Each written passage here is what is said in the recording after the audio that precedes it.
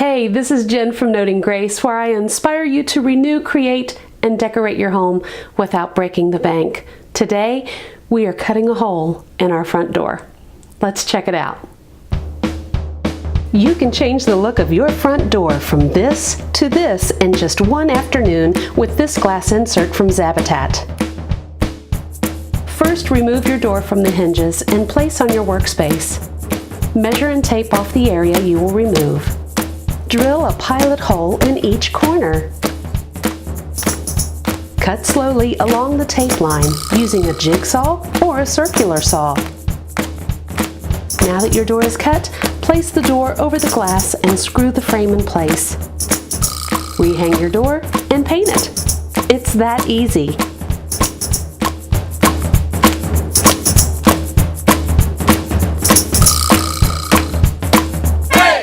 For the full tutorial, head over to notinggrace.com, which is linked below, and don't forget to subscribe so you don't miss our next video.